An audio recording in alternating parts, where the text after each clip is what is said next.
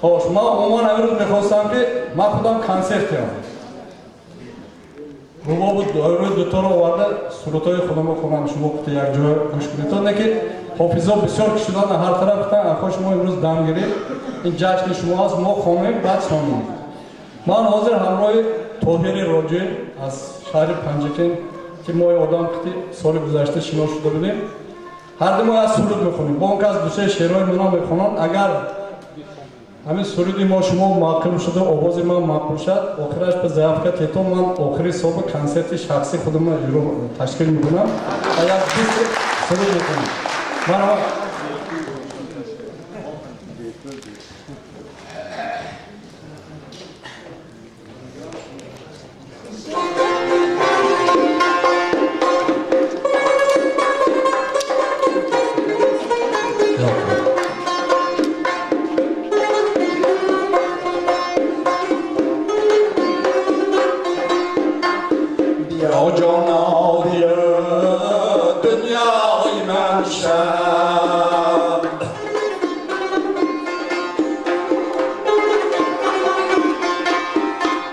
درون سینه‌ام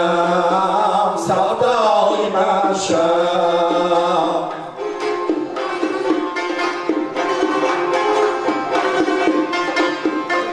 چرا بی ظرف شب نزاگاهم نشانی جاویدی یک دای من شد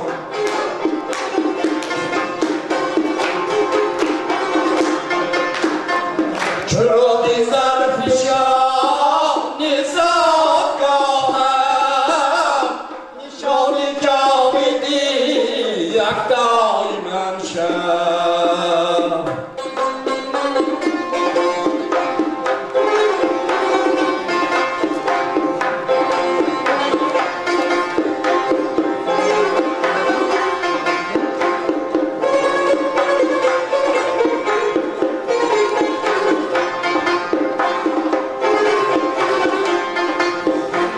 نشستم در لبه